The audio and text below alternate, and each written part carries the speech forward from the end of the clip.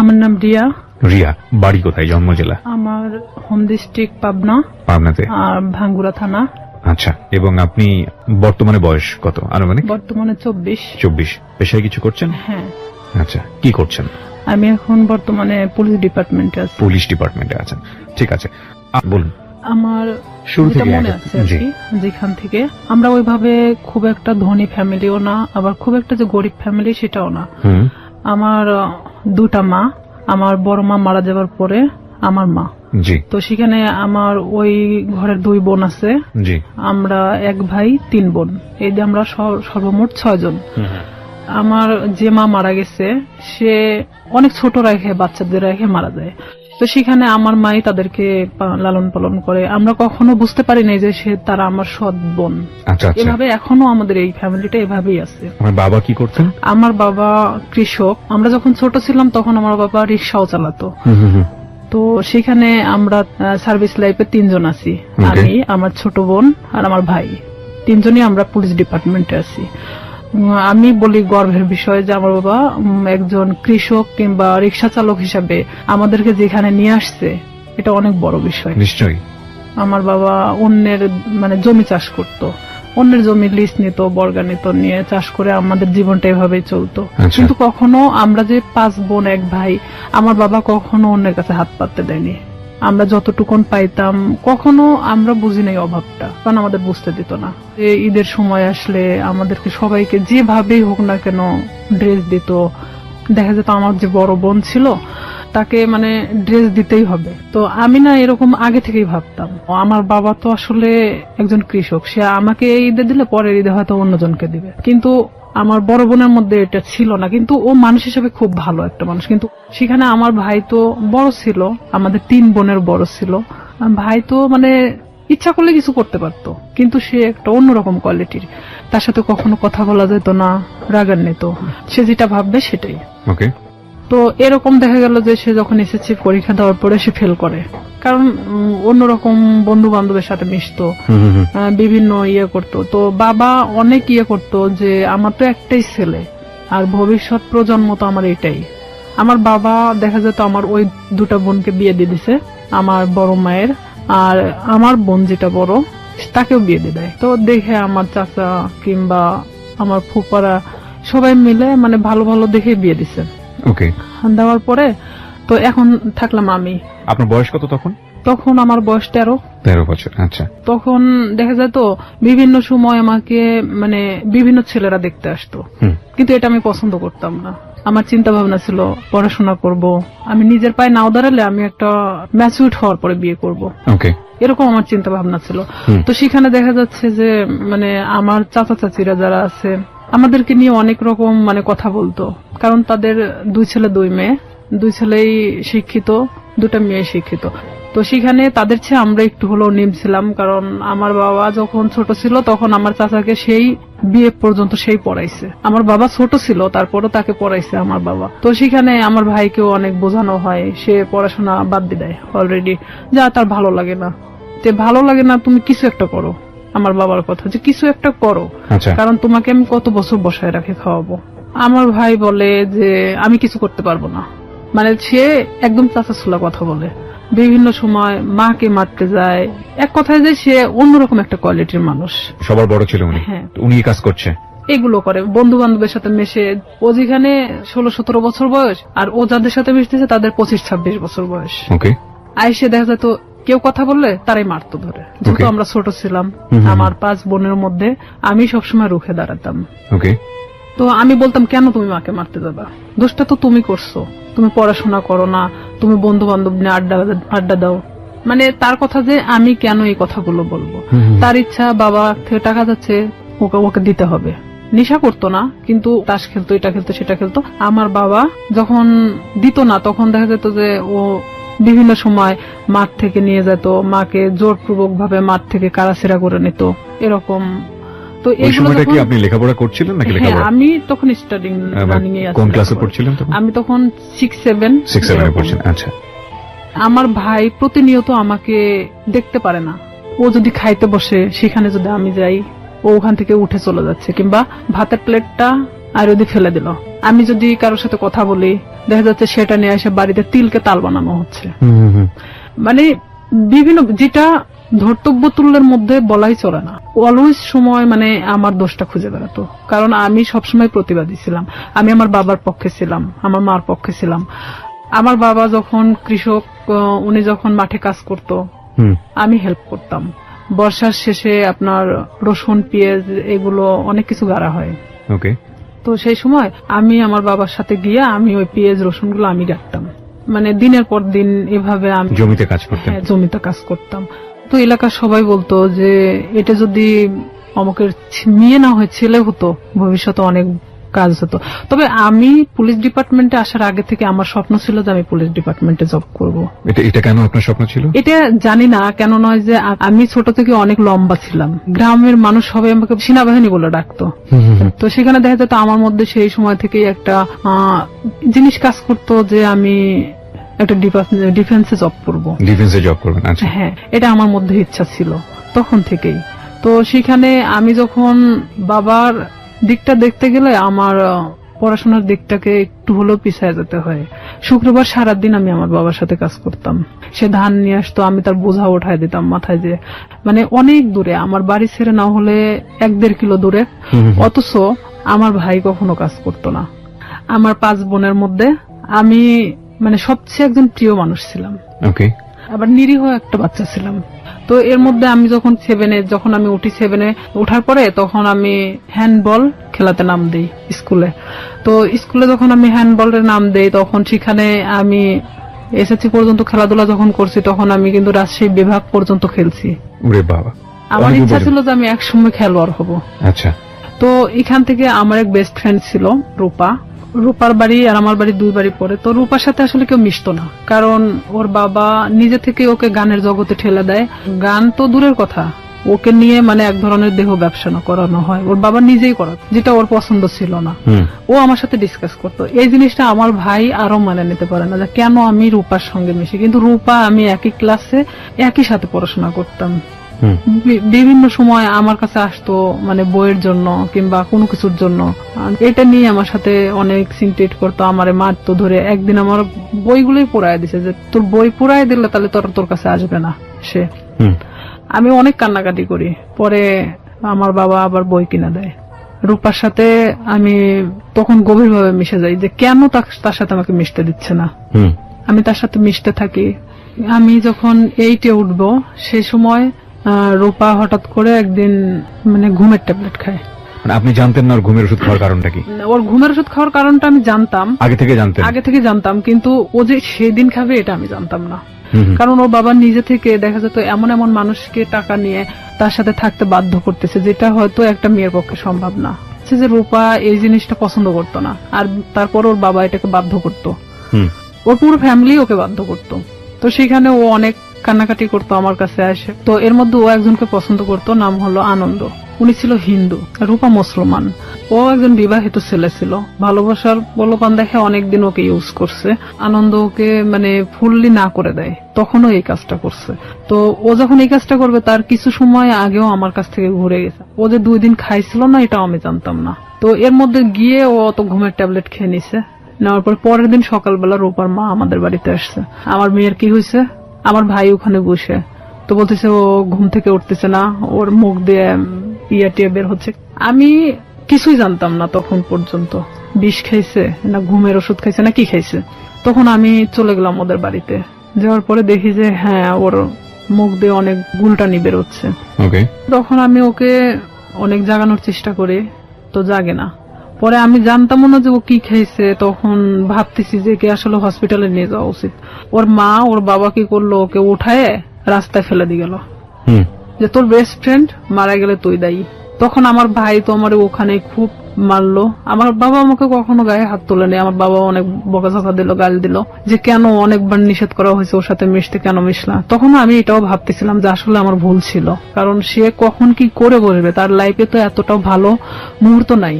তো ওই মুহূর্তের জন্য ভাবতেছিলাম। তো আবার এটাও ভাবতেছিলাম কোন মানুষের তো জীবনের কারোর সাথে ডিসকাস করা দরকার, সে নাই আমাকেই বেছে নিয়েছিল। এখন আমি অনেক কান্নাকাটি আমি নিজে থেকেও করলাম, যেহেতু আমার ভাই আমাকে মারছে। কোন ক্লাসে তখন আপনি? আমি ক্লাস তখন 8-এ। ক্লাস 8-এ, ওকে। তখন আমি অনেক কান্নাকাটি করার পরে তখন তারপরেও আমি ওকে ছাড়তেছি না, যে ও যদি মারা যায় তাহলে তো এটা তো আমার প্রবলেম হয়ে যাবে।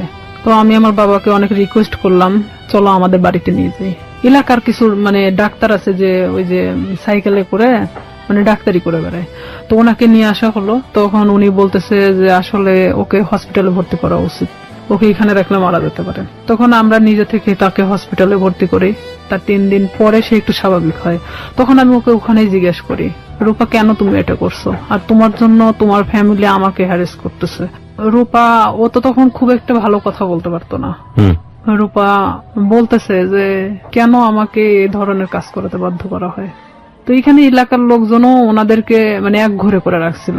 যে লোকটার সাথে এটা করা হয়েছিল সে লোকটা এসে ওর বাবার চাপ দিছিল টাকার জন্য, যে যেহেতু তার মেয়ে এটা করবে না তাহলে তো 10,000 টাকা নিছে, টাকাটা তো ফেরত দিতে হবে।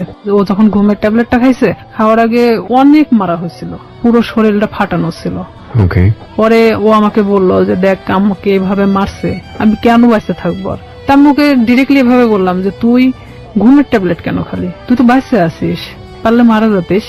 তো এভাবে বেঁচে থাকার সে মারা যাওয়াটা অনেক ভালো না। তো ওরা হলো 2 বোন, সেখানে আমার বাবা যদি 5টা মেয়েকে পালতে পারে, সে কেন 2টা মেয়েকে পালতে পারবে না। তার বাবার জমি আছে, কিন্তু আমার বাবার তো কোনো জমি নাই। তাকে আমি এই কথাগুলো বোঝাতে থাকি যে রূপা দেখো তুমি নিজে থেকে এখন নিজেকে দাঁড়ানো শেখো। তো সেখানে রূপা বাড়িতে আসে, মানে ও ওখান থেকে চলে যাওয়ার সিদ্ধান্ত নেয়, যেখানে ইচ্ছা চলে যাবে। তখন আমি বলি না, এটা অসম্ভব। আমার মাও বলে যে আমার মেয়েকে যেখানে জড়ানো হয়েছে সেখানে তো তুমি এখান থেকে চলে গেলে তখন তারা আরো পেয়ে বসবে। তুমি তোমার বাড়িতে যাও, বাড়িতে যাওয়ার পরে সবার সামনে বলো যে আমি এই ফ্যামিলিতে থাকতে চাই না, তারপরে তুমি যেখানে ইচ্ছা চলে যাও। পরে তাকে আমরা বাড়িতে নিয়ে আসি। নিয়ে আসার পরে আমার বড় চাচা, তারপরে এলাকার কিছু লোকজন, চেয়ারম্যান নিয়ে তার বাড়িতে যাওয়া হয়। যাওয়ার পরে মানে রূপা এক কথায় বলে যে আমি এগুলো করতে পারবো না, যার কারণে আমি সুসাইড করতে চাইছি। তো এখানে তো আসলে রিয়ার সাথে কোনো ইয়ে ছিল না, ও আমার সম্পর্কে জানতো এটাই। তখন ওর ফ্যামিলির সামনে, সবার সামনে যখন এই কথাটা বলার পরে তখন ওর ফ্যামিলি বলতেছে যে না, ওকে ফুসলাইছে, ও ঠিক আছে আমাকে দোষ দিচ্ছে। ও সবার সামনে বললো না ওর কোনো দোষ নাই, আমি আজকে থেকে এখান থেকে চলে যাবো, আমার যেখানে ইচ্ছা চলে যাবো, আমি এই ফ্যামিলিতে থাকতে চাই না। তখন ও নিজের ইচ্ছায় ওর বাসা থেকে ওর কাপড় চোপড় যা ছিল নিয়ে বের হয়ে চলে যায়। তো সেখান থেকে আমি এক কথায় যে নিঃসঙ্গ হয়ে পড়ি, একা। তখন দেখা যাচ্ছে যে আমার ভাইয়ের সাথে একটা ছেলে পড়তো, ছেলেটার নাম হলো শামীম। তো এই শামীম, আমি তাকে তখন ভাই বলে ডাকতাম যেহেতু আমার ভাইয়ের ফ্রেন্ড। তো আমাদের বাড়িতে অনেক আগে থেকে ওঠা বসা, সেটা আমি বলতে পারবো না যে কবে থেকে। আমি আমার মনে হয় যে জ্ঞান হওয়ার পর থেকে তাকে দেখতেছি।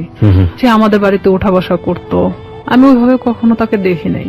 আমি আবার কিছু জিনিস নিয়ে ভাবতাম যে আসলে আমার কিছু করা দরকার, পড়াশোনার খরচটাও বেড়ে যাচ্ছে, আর এখানে দেখা যাচ্ছে যে আমি নিজের পায়ে এখন থেকে দাঁড়াতে চাই। তো সেখানে আমার বাসাটা আসলে প্রপার থেকে 1 কিলো ভিতরে, খুব একটা দূরে না। মাঝখানে একটা অফিস আছে, ডিশ লাইন অফিস। তো সেই ডিশ লাইন অফিসে মেয়েদেরকে নিয়োগ দেওয়া হচ্ছিল যে তারা বিল কালেক্ট করবে। তো 4,500 থেকে 5,000 টাকা বেতন হবে। আমি যদি এই কাজটা করি তাহলে দেখা যাচ্ছে যে অন্তত আমি আমার নিজেকে নিজে চালাতে পারবো, এমনকি আমি একটু হলো নিজের লাইফটাকে বুঝতে শিখবো। তো ওনারা বলতেছে যে তুমি মানে আমাদের ফিক্সড বেতন হলো 4,500 টাকা, আমরা তোমাকে কিছু এলাকা দেবো। সেই এলাকাটা নেওয়ার পরে তুমি যদি চাও যে হ্যাঁ আমি তার চেয়ে বেশি নিতে পারবো, তাহলে তোমার বেতনটা বাড়বে। আর যদি তুমি সেই এলাকার মধ্যেই থাকো যে এর চেয়ে আমি বেশি পারবো না, তাহলে তোমার 4,500 টাকার বেশি হবে না। আমাকে সব কথা খুলে বলা হয়। প্রথম মাসটা আমি 350 কার্ড নেওয়া হয়। 4টা এলাকায় 350 কার্ড ছিল, মানে 350 ডিশ লাইন ছিল। তখন আমার তো নিজের এলাকা, প্রপার থেকে আমার বাড়ি যতটুকুন দূরে এতটুকুনের মধ্যে সবকিছু। তো এক একটা বাড়িতে দেখা যাচ্ছে 2টা-3টা করেও ডিশ লাইন থাকে। তো 350 কাঠ খুব একটা বেশি জায়গা না। আমার ভাই এটা পছন্দ করতো না, কিন্তু আমার বাবা পছন্দ করতো। তখন এই কার্ড নিয়ে প্রথম বাড়ি বাড়ি যাই, তাদেরকে আমি বলে আসি যে দেখেন আমি তো প্রত্যেকদিন আসতে পারবো না, হয়তো একটা এলাকায় আমি একদিন করে রুগো, আপনারা একটু টাকাটা রাইখে দিয়েন, বেশি তো না 100 টাকা করে রাইখে দিয়েন, আমি আসে নিয়ে যাব। তো আমি এভাবেই যখন বিল কালেক্ট করতে থাকি, আমার দেখা যেত যে মাসে 2-3 দিন বের হলেই হয়ে যেত। আমি ইচ্ছা করলে আরো মানে জায়গা নিতে পারি। ডিশ লাইনে আপনি মেয়ে হয়ে হয়ে বিল কালেক্ট করতেন, কোনো হ্যাঁ, সমস্যা হতো আমাদের না? ওখানে সবাই মানে সব মেয়েরা করে মেয়েরা সব কাজ? করে। আচ্ছা আচ্ছা, ওকে, খুব ভালো তো। হ্যাঁ, তো আমি আমার স্কুল শেষ করে আমি যখন হাঁটে আসতাম ওই এলাকা দিয়ে, তখন আমি ওই বিল কালেক্ট করতে করতে চলে আসতাম। এটা শামীমের বাড়ির মধ্যেও পড়ছে আমার এলাকাটা। জি। তখন শামীমের বাসা তো ওই ডিশ লাইনের অফিস থেকে 200-300 গজ দূরে হবে। একদিন হঠাৎ করে শামীম আমাদের বাড়িতে আসে। উনি কি মানে সম্পর্কে কি হতো আপনাদের? সম্পর্কে আমার ভাইয়ের বন্ধু। আপনার ভাইয়ের বন্ধু হতো? হ্যাঁ। ওকে। ওইভাবে চিনা, কিন্তু আমি কখনো কথা বলতাম না। হঠাৎ যদি কথা বলতাম মানে ভাইয়া হিসাবে কথা বলতাম। সে আমার 10 বছরের সিনিয়র ছিল। উনি আমাকে একদিন এসে খোঁজ করে আমার মার কাছে। মাকে এসে বলতেছে যে রিয়া কোথায়? তো আমার মা বলতেছে ভিতরে আছে। এখন আমাকে ডাক দিল, আমি আসলাম। তো বলতেছে যে তোমার নাম্বারটা দেওয়া যাবে? তো বললাম কেন? আমার মার সামনে বলতেছে। তো বললাম কেন? তো বলতেছে যে আসলে আমার তো 2 মাসের বিল দেওয়া হয় নাই, তো আমি তো এই মাসেও দিতে পারবো না, তো যখন দিব তখন তোমাকে আমি ফোন দেবো। তো বললাম ঠিক আছে। যেহেতু ভাইয়ের বন্ধু, সেখানে তো আমি কখনো এ ধরনের কোনো কিছুই ভাবিনি তাকে নিয়ে। আমাকে যেদিন নাম্বারটা নিয়ে গেছে তার পরের দিন রাত্রে ফোন দেয়। এটা হলো 2007 সালের ঘটনা। আমি তখন ক্লাস 8-এর শেষের দিকে। আমি ফোনটা রিসিভ করলাম। রিসিভ করার পরে সে কথা বললো না, আর আমি ওনার নাম্বারটা চিনতামও না। কথা বলে না। তো 2-3 বার আমি ফোনটা রিসিভ করলাম। রিসিভ করার পর তখন রাত 12টা বাজে। আর 2007 সালের ওদিকে 12টার পরে যে 25 পয়সা মিনিট ছিল, তো সেই সময় ও আমারে ফোন দিত। তো ফোন দিত, আমি কথা বলি যে কে কে এরকম বলতাম। আর তখন ওইভাবে আসলে ব্ল্যাক লিস্ট এটা সেটা বুঝতামও না। জি। তো ওইভাবে তো ফোনটা ব্ল্যাক লিস্টও করতে পারতেছি না। এখন আমি তো বারবার বলতেছি কি আপনি কথা বলেন না কেন? তো হঠাৎ করে অন্য একটা নাম্বার থেকে ফোন দিছে। তো এখন বলতেছে রিয়া আমি শামীম। আমি বলতেছি কোন শামীম? তো বলতেছে যে তুমি আমাকে চেনো না? আমি বললাম না। তো আমি তখন বুঝতে পারছি যে শামীম বলতে তো উনি হবে। তো আমি বলতেছি না, আমি তো ঠিক চিনলাম না, আপনি কে? তো বলতেছে যে আমি তোমার ভাইয়ের বন্ধু। তো আমি বললাম হ্যাঁ বলেন। তো এত রাত্রে ফোন দিচ্ছেন কেন? তো বলতেছে যে তোমার সাথে আমার কিছু কথা ছিল। তা আমি বললাম ঠিক আছে বলেন, সমস্যা নেই। তো বলতেছে যে তোমারে কেউ একজন পছন্দ করে। তো আমি জানতাম, আমার এক ক্লাসমেট ছিল, ওর নাম ছিল হামিদুল। তো ও আমাকে এর আগে ঠিক 4-5 দিন আগে ও আমাকে মানে প্রপোজ করে, যেটা আমি অ্যাকসেপ্ট করি না। না করাতে তো আমি ভাবলাম যে ওরই বাড়ির পাশের, আবার ভাবলাম যে হয়তো ওকে ওই কথাটা বলছে, যার কারণে আবার আমাকে এটা জানাচ্ছে। তো আমি বলতেছি আমি জানি যে কে। তো বলতেছে কে? তো বললাম হামিদুল। আমি ওকে পছন্দ করি না, ওকে নিষেধ করে দিন, ও যেন আমাকে এই ধরনের মানে প্রস্তাব না দেয়। তখন বলতেছে আমি তো এটা জানতাম না যে হামিদুল তোমাকে পছন্দ করে। তা আমি বলতেছি তাহলে আপনি কার কথা বলতেছেন? তো বলতেছে যে আমি আমার নিজের কথাই বলছি। সে ডিরেক্টলি এভাবে বলতেছে যে আমি আমার নিজের কথাই বলতেছি। সে যখন এইভাবে বলতেছে যে আমি আমার নিজের কথা বললাম, তখন আমি এক মুহূর্তের জন্য চুপ হয়ে গেছি যে সে কি বলে, এটা কি আদৌ সম্ভব যে আমার ভাইয়ের বন্ধু, তারপরে আমার চেয়ে 10 বছরের সিনিয়র? তো আমি সেখানে না বলে দিই যেটা ভাই কখনোই সম্ভব না। কারণ আপনি বলা চলে যে এটা বড় ফ্যামিলির ছেলে, সেখানে আমি কিন্তু এটাতে রাজি না, আপনি অন্য কোথাও দেখতে পারেন। আমি ডিরেক্টলি ভাবে বলে দিলাম। কারণ তখন পর্যন্ত আমার মধ্যে ইচ্ছা ছিল যে আমি শুধুমাত্র বড়ই হব, নিজের লাইফে এমন কিছু করব যেটা হয়তো সবার কাছে আমি উঁচু গলায় বলতে পারবো যে আমি লাইফে এত কষ্টের পরেও এখানে এসে দাঁড়াইছি। তো সেখানে ওর সাথে আমি ওখানেই শেষ করে দেই কথা। শেষ করে দেওয়ার পর আমি ওকে বলি যে আপনি আমাকে কখনো ফোন দিবেন না, আর যদি ফোন দেন তাহলে কিন্তু আমার ভাইকে বলে দেব। তখনও বলে যে না, বলার দরকার নেই, আমি কখনো ফোন দিব না। পরে আমি চুপচাপ থেকে যাই, যেহেতু এটা তার আর আমার মধ্যে কথা হয়ে গেছে, আর সে তো আমাকে ফোন দিবে না বলছে। তো পরে যখন ও তার 5 দিন পরে আমারে ফোন দেয়, আমি তখন একটা এলাকাতে ছিলাম, মানে বিলটা ওঠাচ্ছিলাম, সেই সময় আমারে ফোন দিছে অন্য একটা নাম্বার থেকে। তার যে কতগুলো নাম্বার ছিল আমি নিজেও বলতে পারি না, তার অনেক নাম্বার ছিল। সে বিভিন্ন সময় বিভিন্ন নাম্বার থেকে আমাকে ফোন দিত। বিভিন্ন ছেলেদের সাথেও কথা বলাতো, মানে হঠাৎ করে একটা অন্য কণ্ঠ। আমি যখন মানে বলতেছি কে আপনি, এটা সেটা জিজ্ঞেস করতেছি, তখন দেখা যাচ্ছে যে আবার ও ফোনটা মানে নিছে, নেওয়ার পরে বলতেছে আমি অমুক। তা আমি যখন বললাম যে আচ্ছা আপনি এরকম কেন করতেছেন আমার সাথে, পরে ও এটা নিয়ে বলতেছে রিয়া আমি সিরিয়াস, তোমাকে পছন্দ করি। তো আমি বললাম ঠিক আছে, পছন্দ যখন করেন, এটা তো আসলে পছন্দের বিষয় হলো এমন একটা জিনিস থাকে, সেটা হলো যে কিছু জিনিস আছে যে সুন্দর, কিন্তু সেটা আমার জন্য না। ওকে, তো সেখানে আপনি একটা বড় লোক ফ্যামিলির ছেলে, আপনার সাথে সম্পর্ক হওয়াটা আমার জন্য অনেক ওই ছিঁড়া কাঁথায় শুয়ে লাখ টাকা স্বপ্ন দেখার মতো, এটা কখনোই সম্ভব না। পরেও আমাকে বলে যে না, আমি সত্যি সিরিয়াস বলতেছি, আমি তোমাকে খুব পছন্দ করি। পরে আমি পুরোপুরি সিম কার্ডটাই চেঞ্জ করে দিই, যে তার সাথে সম্পর্ক করা আমার মোটেও পসিবল ছিল না, এটা তো অসম্ভব একটা জিনিস। তখন সে আমাকে নেক্সট বার সে আমার সাথে মানে বাজারে দেখা হয় যখন, তখন আমারে বলতেছে রিয়া বিলটা নিয়ে আসিও। তো তখন আমি বলি যে এখানেই দিয়ে দেন, আমি তো এখানেই আছি, কার্ডটা আমার সঙ্গেই আছে, আপনি এখানেই দিয়ে দেন। তো বলতেছে না, আমার কাছে তো এখন টাকা নেই, বাসায় যেয়ে নিয়ে আসো। তো আমি তো জানি বাসা তো এমন একটা জিনিস যেখানে সবাই থাকে, বাবা মা ভাই বোন সবাই তো আছে। ওকে। তখন ওনার 3 মাস পেন্ডিং ছিল, যে বিলটা উনি দিচ্ছিল না, ইচ্ছাকৃত ভাবেই সে দিচ্ছিল না। পরে আমি যখন ওর বিলটা আনতে যাই, তো আমি এরকম দরজার সামনে, ওদের রুমটা হলো বেলকুনির সাথে যে দরজাটা আছে, এটা হলো ওর ঘরের রুম, মানে ঘরের যে দরজাটা এটা, আর ভিতর দিয়ে একটা দরজা আছে যেটাতে ওর মা বাবারা ওই পাশ দিয়ে বের হয় সবসময়, আর ও এই পাশ দিয়ে বের হয়। তো আমি তো এখানে গিয়ে দাঁড়াইছি, দাঁড়ানোর পরে আমি যখন নক করি ও বের হয়ে আসে। বের হয়ে আসার পরে তখন আমি কার্ডটা বের করে বললাম যে ভাই বিলটা দেন। তখন আমি জানতাম না ওর বাসায় লোক ছিল না। বিরতি নেব প্রিয় শ্রোতা। এই পর্যায়ে আমরা ছোট্ট একটা বিরতি নিচ্ছি, মাত্র 4 মিনিটের বিরতি। আপনারা শুনছেন close up presence hello 8920 ABC radio FM 89.2 তে। আমি আরজি কিবরিয়া রয়েছে আপনার সঙ্গে, এবং রিয়া আজকে তার জীবনের গল্প এখানে বলছে। রিয়াকে দেখার জন্য বা কোনো কমিউনিকেট করার জন্য, কিছু বলার জন্য আপনারা আসতে পারেন আমার ফেসবুক পেজে। ফেসবুকের ঠিকানা www.facebook.com/kibria.rj। আমি আবারও বলছি www.facebook.com/KEBRIA.RJ। পেজটি আছে আরজে কিবরিয়া নামে। And please like this page. ফিরে আসছি ঠিক 4 মিনিট পর। আসলে এখানে আরেকটা বিষয় যে ওর 6 বোন, 6 বোনই প্রাইমারি স্কুলের টিচার। তো দেখা যায় যে 9টার পরে ওদের বাসা থেকে ওর মা ওর বাবা ছাড়া কেউ থাকে না, এটা আমি জানতাম আগে থেকেই।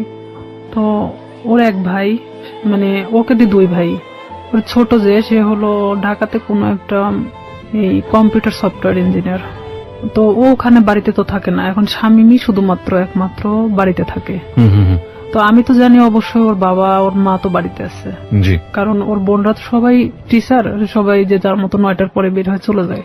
তো এখানে আমি তো গেছি তখন 11:30 বাজে, সেদিন আমি স্কুলে যাইনি, না যাওয়া তো ওখানে গেছি। যাওয়ার পরে এখন আমি ওর যখন ঘরে নক করি, দরজায় নক করার পর ও বের হয়ে আসে, মানে দরজার ওই ভিতর পারে আর আমি বাহির পারে দাঁড়িয়ে। তো আমি কার্ডটা তো হাতে আমার আছেই বের করানো, আমি তখন কার্ডটা ওনাকে দেখে বলি যে আপনি তো 3 মাস পেন্ডিং আছে, তো আপনি বিলটা যদি দিতেন ভালো হতো, না হলে ডিশ লাইন মানে ডিসকানেক্ট করা হবে। তো এখন ও বলতেছে ঠিক আছে আমি টাকাটা নিয়ে আসতেছি। ভিতরে গেল, ভিতরে যাওয়ার পরে বের হয়ে আসলো, বের হয়ে আসার পরে আমাকে বলছে দাও কার্ডটা দাও, মানে ওখানে সিগনেচার করা হয়। তো কার্ডটা নিয়ে ও ভিতরে চলে গেল। তো সিগনেচার তো ওখানে দাঁড়াই করতে পারতো, তারপরও ভিতরে চলে গেল। আমি কিছু বললাম না, আমি চুপচাপ ওখানে দাঁড়িয়েছি। যেহেতু আমাকে এর আগে প্রপোজ করছে, সেখানে ওর সাথে আমার ওইভাবে কথা বলার কোনো রুচিও জাগতেছে, কিন্তু আমি একটা কাজের ক্ষেত্রে দেখা যাচ্ছে এটা আমি বাধ্য। তো সেখানে আমিও চুপচাপ দাঁড়াই আছি। ও ভিতর থেকে আসলো, ভিতর থেকে কার্ডটা রেখে আসছে। তাই আমি বলতেছি ভাইয়া কার্ডটা তো রেখে আসলেন, কার্ডটা নিয়ে আসেন। তো বলতেছে যে আসে নিয়ে যাও, এসে নিয়ে যাও। তাই বললাম এটা কি ধরনের কথা, আমার কার্ডটার প্রয়োজন নেই, আমি চলে গেলাম। তো এই বলার পরে ওই আমার থাপ্পড় দিয়ে মানে হাতটা চেপে ধরে। তো ওর বাসাটা এমন কোয়ালিটির একটা জায়গায়, যদিও প্রপারের মধ্যে, মানে পাশে একটু ফাঁকা জায়গা আছে, ওর আশেপাশে মানে কোনো বাড়ি নেই। তো এখানে ওদের বিল্ডিং করা বাড়ি, ছাদ ঢালাই, আর ঠিক এরকম একটা কোয়ালিটির যে রুমটা খুব একটা বড় না খুব ছোট না। সেখানে দেখা যাচ্ছে যে থাইটে লাগানো। তো সেখানে যদি ভিতরে থাই গ্লাস গুলো লাগানো, তো এখানে যদি ভিতরে একজনকে নিয়ে যাওয়া হয়, বাহিরে কিছু শুনতে পাবে না। ও আমাকে যখন হাতটা মানে থাপা দিয়ে মানে এভাবে ধরে ফেলে, তখন আমি মানে ওর দিকে একবার তাকাই। ও কি করলো, আমার বাম হাত দিয়ে মানে আমার মুখটা চাপ দিয়ে ধরার পরে এক ধাক্কা দিয়ে মানে ওর ভিতরে দরজার ভিতরে ঢুকাই দেয়। যেহেতু আমি দরজার সামনে দাঁড়াইছিলাম, তখন আমি ভিতরে যাওয়ার পর আমি বলতেছি যে আপনি কেন এগুলো করতেছেন, এটা কেন করতেছেন, আমি তো আপনাকে পছন্দ করি না, আর আপনি আমাকে মানে প্রপোজ করছেন, প্রপোজ করার মানে কি এটা যে আপনাকে সে বাধ্য মানে আপনার সাথে সম্পর্ক করতে? তো ও বলতেছে যে কিভাবে মানে ভালো লাগাতে হয় সেটা আমার খুব ভালো জানা আছে, আমি জীবনে যা চাইছি তাই পাইছি। তাই আমি বললাম, দেখেন আপনি অনেক ধনী একটা ফ্যামিলির মানুষ, আপনি জীবনে যা চাইছেন না কেন সেটাই পাইছেন, আমি মানি সেটা। তো এইভাবে মানে আমি যখন ওর সাথে মানে বলতে থাকি কথাগুলো, কারণ আমি জানি যে বাহির থেকে কিছু শোনা যাবে না, এটা আমিও নিশ্চিন্ত ছিলাম। এক পর্যায়ে সে আমার সাথে অনেক মানে ধস্তাধস্তি করতে থাকে, করতে থাকার পরে এক পর্যায়ে সে আমার সাথে মানে খারাপ কিছু করেও ফেলে। তখন আমি একদম দিশেহারার মতো হয়ে যাই যে আসলে এটা কি হয়ে যাচ্ছে আমার সাথে, এটাকে আমার সাথে আসলে হওয়াটা উচিত ছিল। আমি তাকে তো বারবার মানে বোঝানোরও চেষ্টা করতেছি, তারপরেও তার একটাই কথা যে আমি তোকে যেভাবে হোক আমি চাই, এটাই তার সাথে। বয়সে 10 বছর বড় ছিল? হ্যাঁ, আমার চেয়ে 10 বছরের বড় ছিল। আর আমি তখন বললাম তো প্রথমে অনেক আগেই বলে আসছি, আমি অনেক ভীতু কোয়ালিটির একটা মানুষ ছিলাম, আমি খুব একটা মানুষের সাথে কথা বলতে পারতাম না।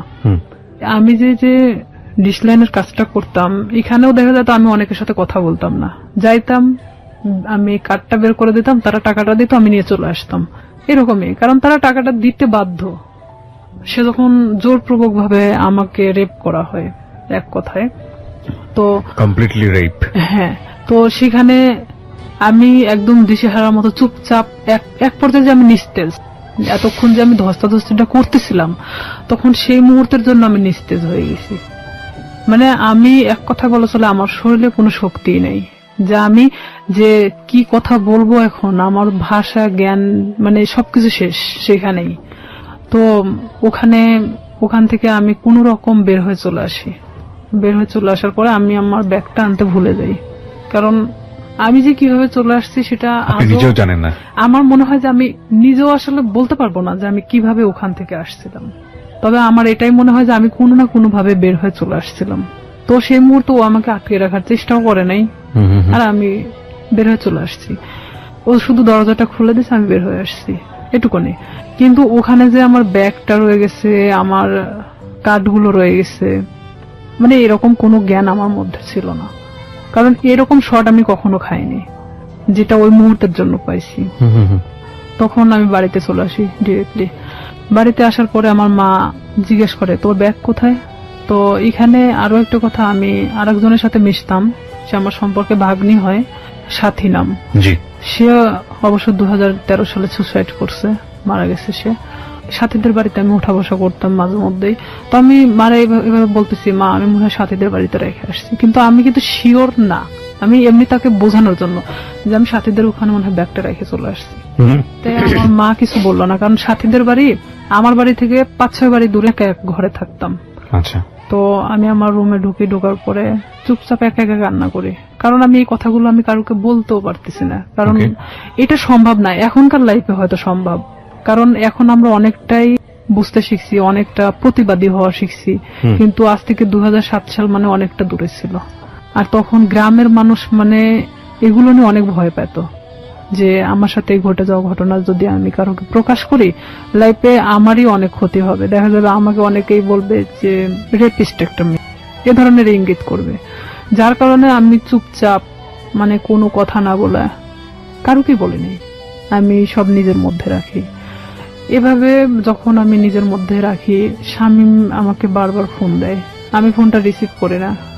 রিসিভ না করাতে ও আমাকে প্রায় আমাদের এলাকায় এসে দাঁড়ায় থাকতো। আপনি এই যে এত বড় একটা ঘটনা ঘটে গেল, এরপরে আপনি কোথাও বিষয়টা শেয়ার করেননি কারোর সঙ্গে? কাউকে কিছু বলেননি? কারণ আমি তো আসলে ভাবতেছিলাম যে আমি এই কথাটা কিভাবে বলবো, যাকেই বলবো না কেন এটা তো বার্গেনিং হয়ে যাবে আর পুরো এলাকা ছাড়া যাবে। তখন আমি কিভাবে মানুষের সামনে মুখ দেখাবো? আমার তো সুসাইড ছাড়া তো উপায় ছিল না তখন, কারণ এটা মানে একটা গ্রাম্য মেয়ের কাছে যে কতটা লজ্জাজনক। কিন্তু আমি তো একটা গ্রামে বড় হয়েছি, সেখানে আমার কাছে অনেকটাই কষ্টের জনক ছিল, কারণ সেখানে দেখা যাচ্ছে যে আপনি কিছু নাও করলে আপনার কোনো একটা ব্যাড সাইড নিয়ে তারা সবসময় গবেষণা করে, আর এটা তো অনেক একটা বড় বিষয় ছিল। তখন আমি আমার ফ্যামিলির তো কারোকে জানাই নেই, একটা এখানে আমি যে সাথীর সাথেও মিশতাম, মানে এই রূপা চলে যাওয়ার পরে আমি সাথীরও কখনো বলি নাই যে আমার সাথে এরকম কিছু একটা হয়েছে। পরে এটা যখন ঠিক 1.5 মাস পর আমি কেন জানি বুঝতে পারি যে আমার মধ্যে কোনো একটা পরিবর্তন হচ্ছে। পরিবর্তনটা এরকম, হয়তো আমার কোনো কিছু ভালো লাগে না, খাইতে মন চায় না, উঠতে মন চায় না, বসতে মন চায় না, মানে আমি একটা অন্যরকম জিনিস ফিল করতেছি যে শরীরের ভিতরে। হ্যাঁ, Right. যেটা এক কথায় যে আমি ঘুমাইলে উঠতে পারি না, মানে খালি ঘুমাতেই মন চায়। তারপরে আমার মা জিজ্ঞেস করতো যে তুই এরকম তো ছিলি না, খাওয়া দাওয়া বন্ধ, মানে কেমন একটা অন্যরকম। তাই আমি বলতাম যে আমি তো অনেক হাঁটাহাঁটি করি, যার কারণে আমার না ঘুমালে আর উঠতে মন চায় না, আমি বুঝতে দেয় না। পরে এইভাবে যখন আমার মা তো ওইভাবে আসলে কখনো ফোর্স করে না, কারণ তারা জানতো যে এরকম কোনো কিছু কখনো হবে না।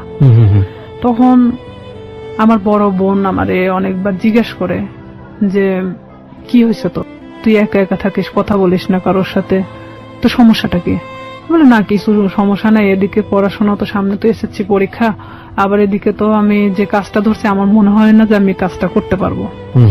কারণ আমি তখন একটা জিনিস ভাবতেছিলাম যে আমি আজ বড় হতে গিয়ে অনেক ছোট হয়ে গেছি, এটাই ভাবতেছিলাম। এরপরও আপনাকে ফোন দিয়ে বারবার ডিস্টার্ব করতো, তাই তো? হ্যাঁ, সে বারবার আমাকে ফোন দিত, ফোন দিয়ে বলতো যে তুই কেন ফোনটা রিসিভ করিস না, এতবার ফোন দেওয়ার পর কেন রিসিভ করিস না, তুই তো গাড়ি করেই বলতো। আমি বলতাম দেখেন আপনি আমাকে কেন এরকম করতেছেন, এটা করার মানেটা কি? যা হবার তা তো হয়ে গেছে, আপনি তো একটা মেয়েকে ভোগ করার দরকার ছিল, করছেন। আমি এভাবেই বলি তাকে, তাহলে আর কি দরকার? তো সে আমাকে বলে যে না, কিন্তু আপনাকে আমার এই প্রশ্নটা আবারও করতে হবে। এত বড় একটা ঘটনা ঘটে যাবার পরে আপনি বাসায় শেয়ার করলেন না কেন, কাউকে জানালেন না কেন? শেয়ার করিনি আসলে, এটা আমি অনেকটা ভীত ছিলাম, যেহেতু আমার ভাই পূর্বে থেকে আমার সাথে ভালো সম্পর্ক না। এখানে যদি আমি শেয়ার করি দেখা যাচ্ছে যে অনেকটা আমার দিকেই গড়াবে। আচ্ছা, এটাও একটা বিষয় ছিল। আর একটা কথা যে সমাজ, যেটা মানুষ হয়তো আমাকে খারাপ ইন্ডিকেট করবে যে মেয়েটা এরকম হয়েছে, হয়তো আমার প্রফেশনাল লাইফে আমি যেটা হতে চাচ্ছি দিস ইজ 100% সেখানে আমি আমার লাইফ নিয়ে সবসময় বেশি ভাবতাম। আমাদের সোসাইটিটাই ফরচুনেটলি এন্ড আনফরচুনেটলি এরকমই। আমরা কোনো ঘটনা ঘটে গেলে সেটা নিয়ে যতটা কেওয়াস তৈরি করি, কেউ কখনো ভেতরে যাওয়ার চেষ্টা করি না।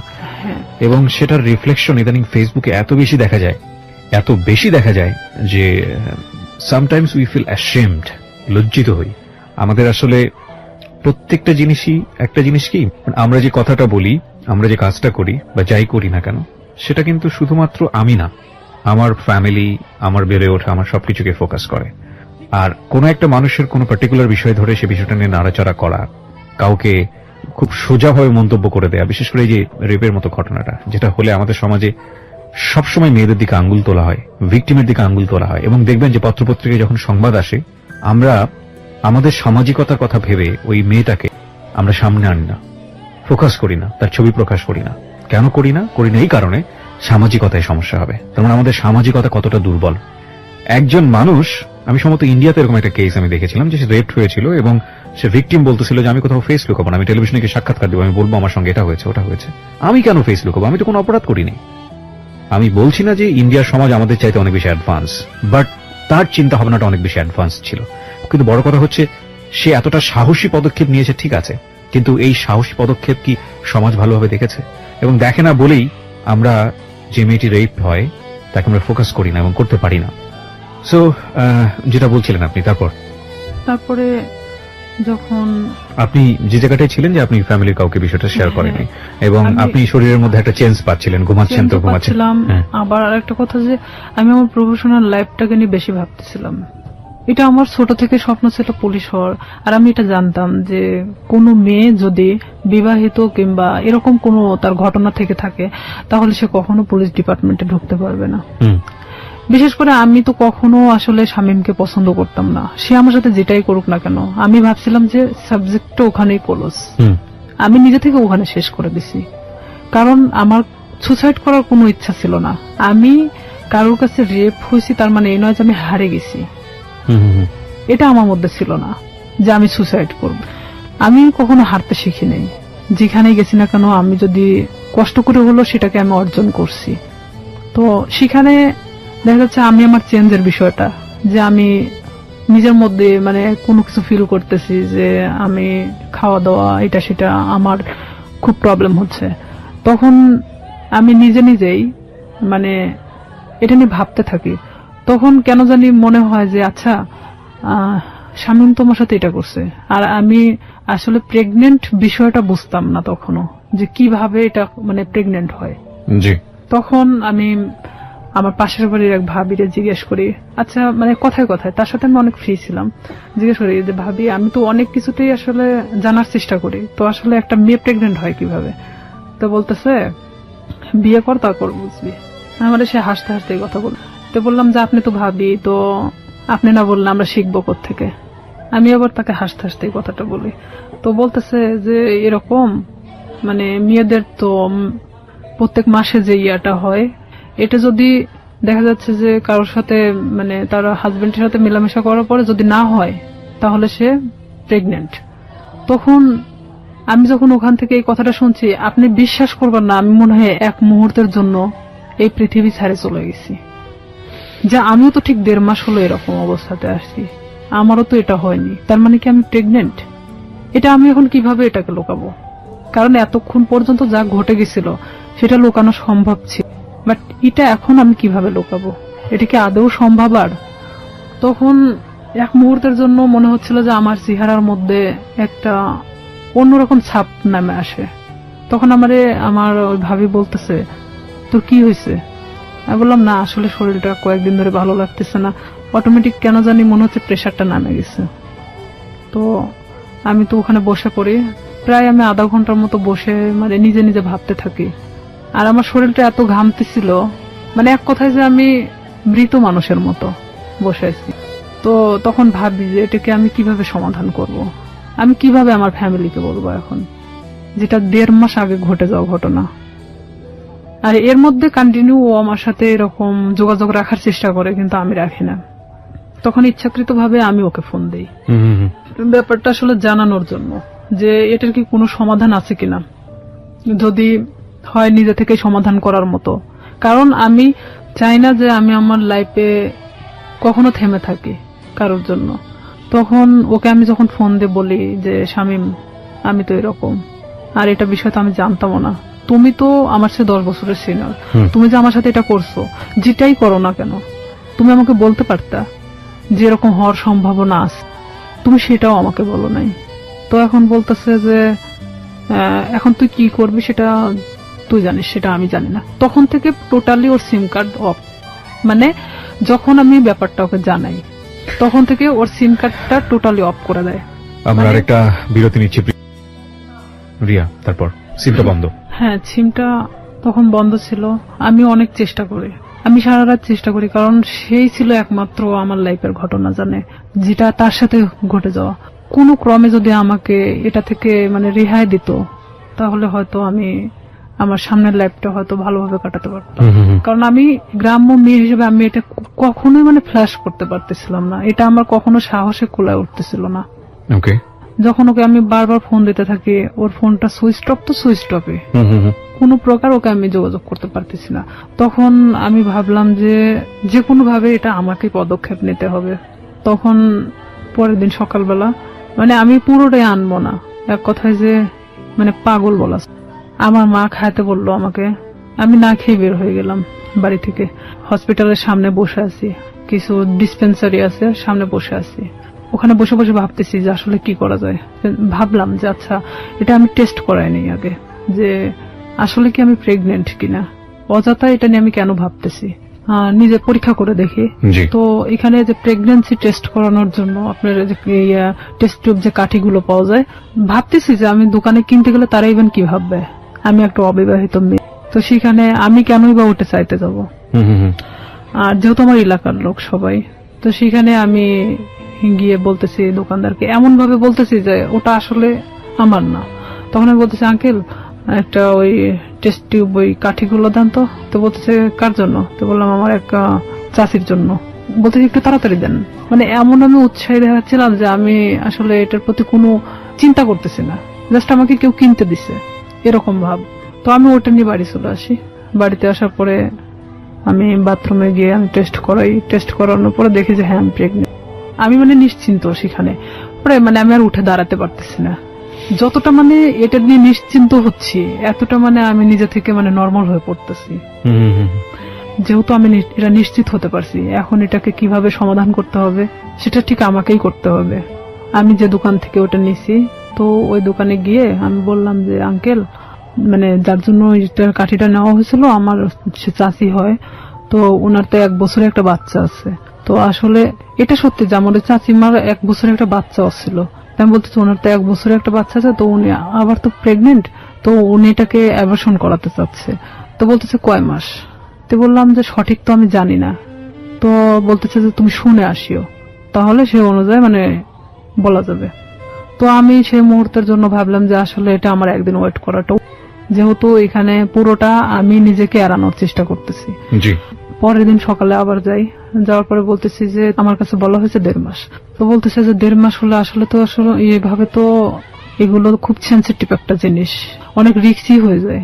তো থাক না, 1 বছরে যেহেতু বাচ্চা আছে এটা থেকে যাক, সমস্যা কি? তা আমি বলতেছি আসলে আমার চাচাও তো খুব একটা ভালো দেখে না, তো ওই ক্ষেত্রে আসলে চাচি চাচ্ছে না যে বাচ্চাটা রাখুক।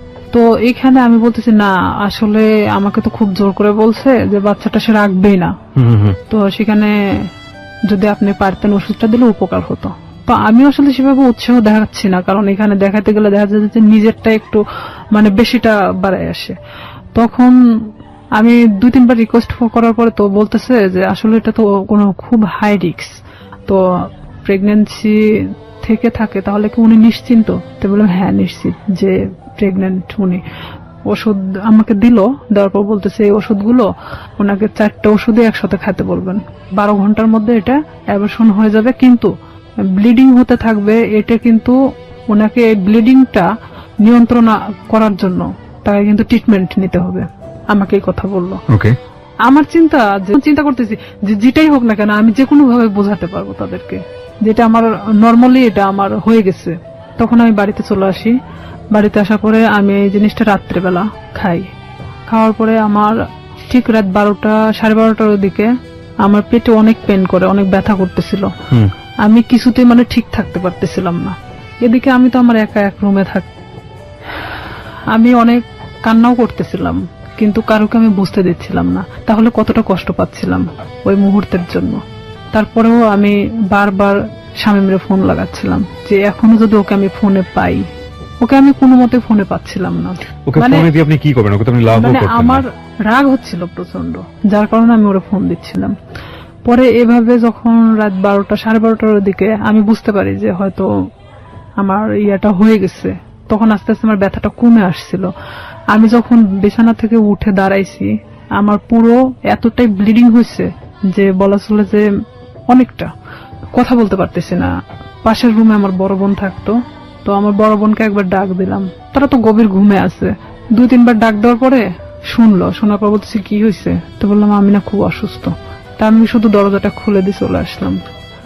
আমি মানে কোনো মতে ঠিক থাকতে পারতেছি না, মানে আমার পেটের ব্যথাটা নাই, বাট এত পরিমাণ ব্লিডিং হচ্ছে যে আমার শরীর থেকে বলা চলে যে সব রক্ত বের হয়ে গেছে।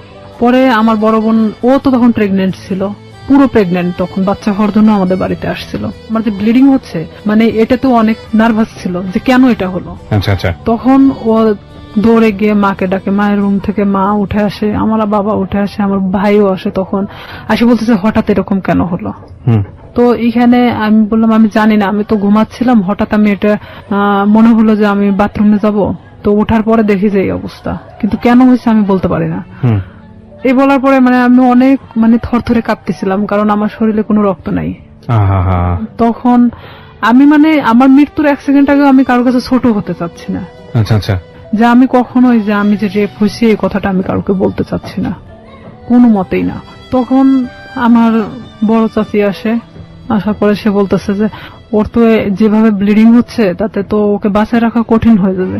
তো আমার মা তো ডিম সিদ্ধ দিল, যে ডিম তো একটা শক্তিশালী জিনিস, দুধ ডিম আমারে খাওয়ানোর চেষ্টা করলো।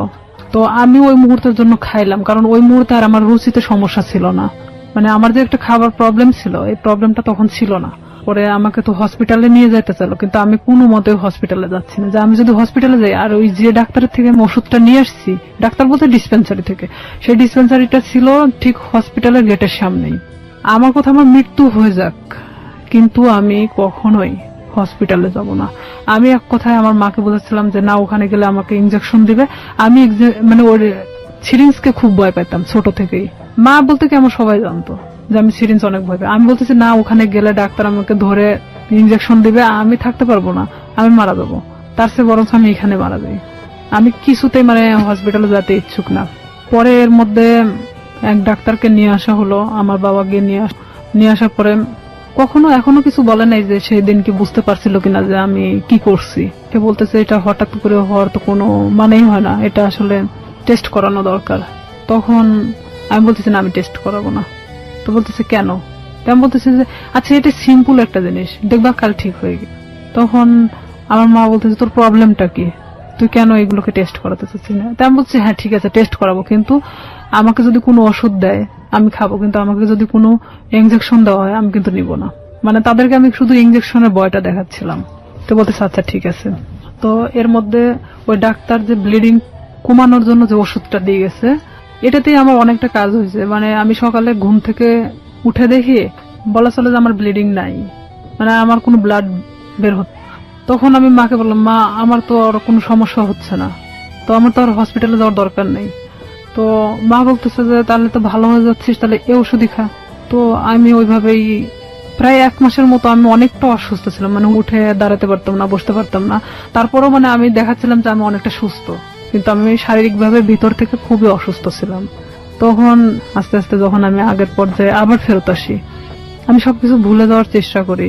কিন্তু শামীম আবারও যখন দেখলো যে আমি স্বাভাবিক ভালো মানুষ, নিজের মতো করে চলতে পারতেছি, তখন ও কি করলো, আমাকে আবার ফোন দেওয়া শুরু করলো। আমাকে আবার ফোন দেয়। আমি তখন এক ধরনের অনেক বকাবাজি করি, তুই আমাকে কখনো ফোন দিবি না। তখন আমি ওকে তুই তুকারি করে কথা বলতাম যে তুই আমাকে কখনো ফোন দিবি না, আর যদি ফোন দিস আমি এই বিষয়গুলো কিন্তু সবাইকে বলে দেবো। তখন ও বলে কি যে তুই কি বলবি, তোর যে ভিডিও আছে আমার কাছে এটা তুই জানিস? আমাকে ঠিক এইভাবে বল যে সেদিনকার ঘটনা যে আমার কাছে ভিডিও আছে আমার ফোনে, তুই কি এটা জানিস? আমি ক্রমশ নিজের সাথে যুদ্ধ করতেছি, মনে হচ্ছে আমার মধ্যে একটা গেরিলা যুদ্ধ শুরু। তখন আমি অনেকটা শর্ট হয়ে যাই যে আসলে এটা কি হচ্ছে, আমি কি একটা করে সমস্যা আমি এভাবে সমাধান করবো আর একটা করে সমস্যা আমার সামনে এসে দাঁড়াবে? আমি ওকে বলি যে শামীম এটার বিনিময়ে তুমি কি চাও, আমাকে ভিডিওটা দিয়ে দিতে হবে। তো বলতেছে তার বিনিময়ে আমি যখন যেভাবে চাইবো তখন তোকে সেইভাবে আসতে হবে। আমি বলি এটা অসম্ভব, কারণ আমি যখন অনেকটা কষ্টের মধ্যে ছিলাম, প্রেগনেন্ট ছিলাম, তখন একটা বারের জন্য আমার পাশে এসে দাঁড়াও নাই। আমি এই জিনিসটাকে কিভাবে সমাধান করছি পুরোটা আমার নিজের মতো করে। সেখানে যদি একবারের জন্য ফ্ল্যাশ হতো তখন কি হতো? আসলে এখানে মূল উদ্দেশ্য আরেকটা ছিল যে ওকে না পছন্দ করার।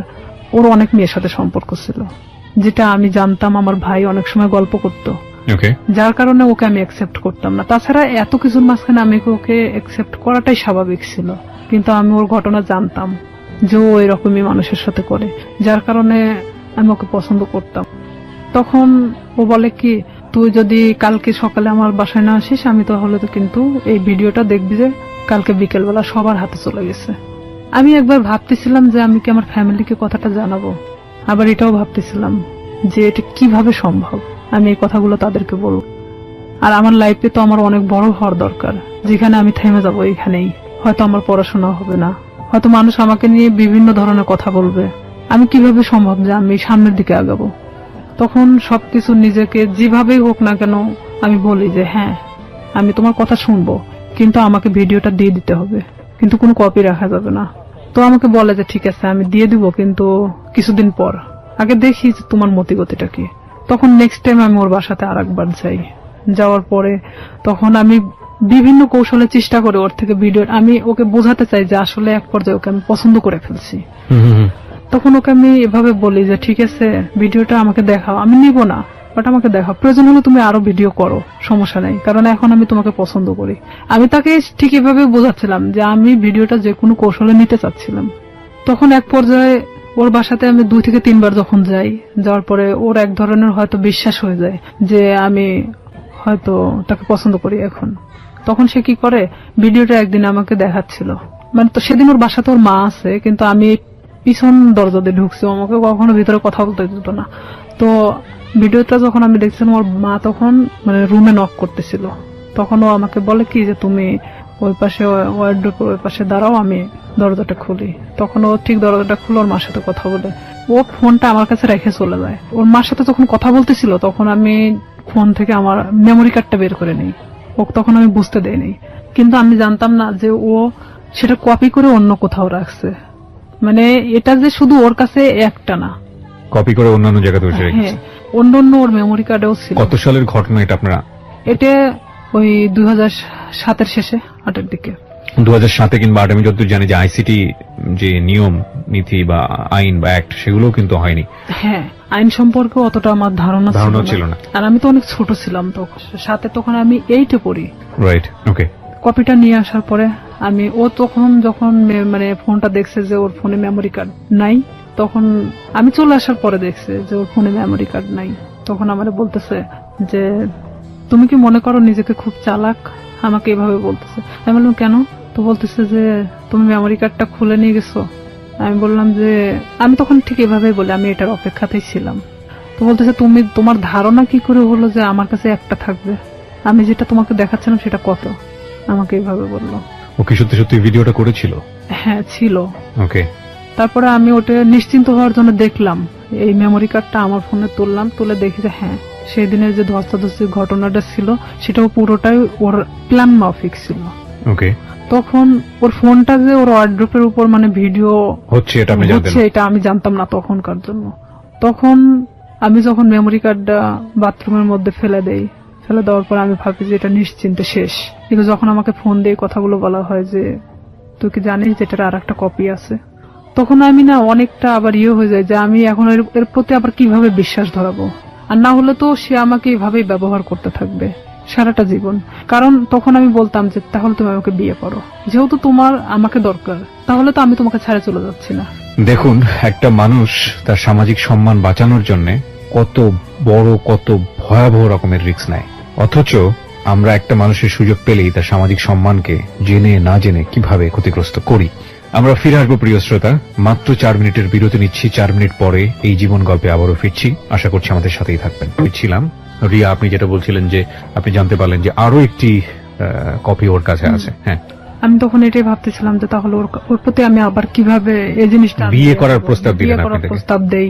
তখন ও এরকম বলে যে না, আমি পড়াশোনা করতেছি, তো এখন তো বিয়ে করা সম্ভব না, ফ্যামিলি থেকেও তো এখন বিয়ে দিবে না, বিয়ে করার দরকার নেই, তাহলে আমাকে কিসের দরকার, আমরা এভাবে সম্পর্ক চালায় যাই, সময় হলে বিয়ে করে নেব, এই কথা বলে।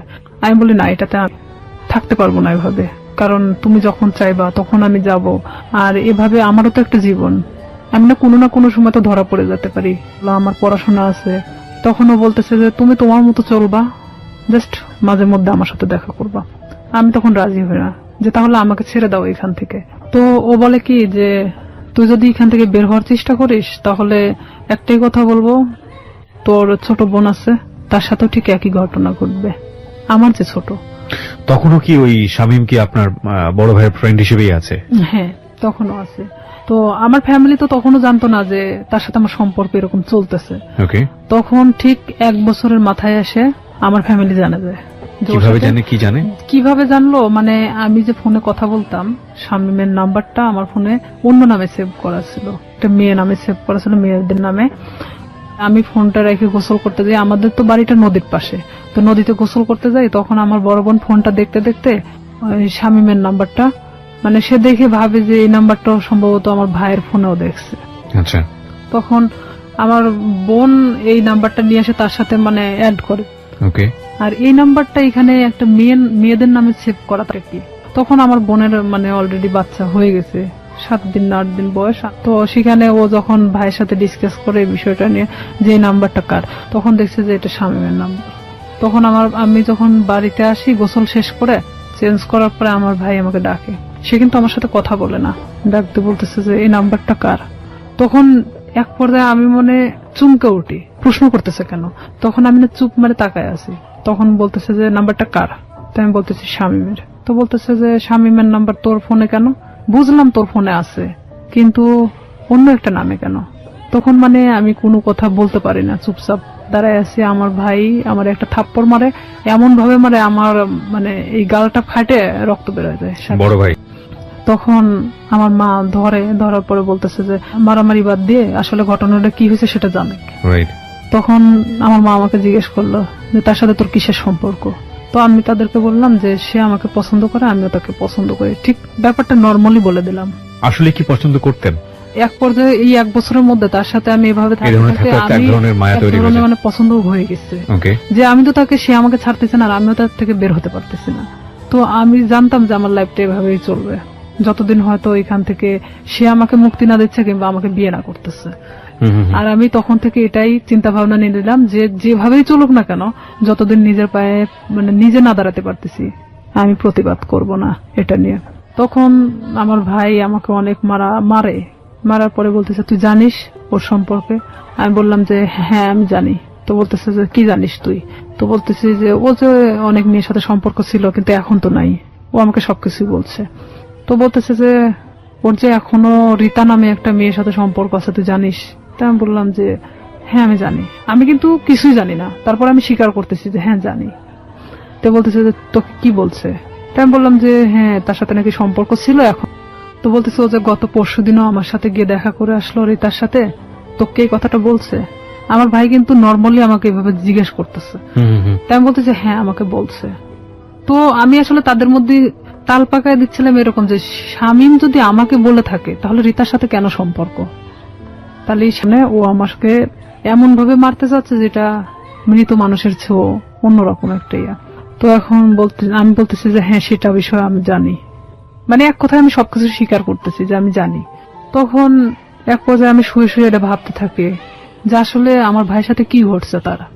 তখন আমি শামীমরে ফোন লাগাই বলি শামীম ভাইয়ের সাথে তোমার প্রবলেমটা কি? তো বলতেছে কি না তো কোনো প্রবলেম নাই। তাই আমি বললাম যে ভাই তো তোমার আমার বিষয় জানে গেছে, তো এইখানে এখন আমার মনে হয় যে বলে দেওয়াটা উচিত। তো বলতেছে যে না বলো না, এখানে সমস্যাটা হলো কি আমি তো পড়াশোনা করি, এখন যদি আমি তোমাকে বিয়ে করি, ও তখন এখন এক ধরনের নর্মালি মানে কথা বলতেছে, তোমাকে যদি আমি এখন বিয়ে করি তাহলে আমাকে কিন্তু গার্মেন্টসে থাকা ছাড়া উপায় হবে না, কারণ আমার ফ্যামিলি তোমাকে কখনোই মানে নেবে না। তারা চায় যে তার ছেলেকে বিয়ে দিবে একটা চাকরিজীবী মেয়ের সাথে। আমার রাগ ওঠে যে তুই জানিস যে তোর ফ্যামিলি তোকে আমার সাথে বিয়ে দিবে না, এটা আমিও জানতাম, তাহলে আমার সাথে এটা করার দরকার ছিল কি? এক পর্যায়ে তার সাথে আমার অনেক রাগারাগি হয়।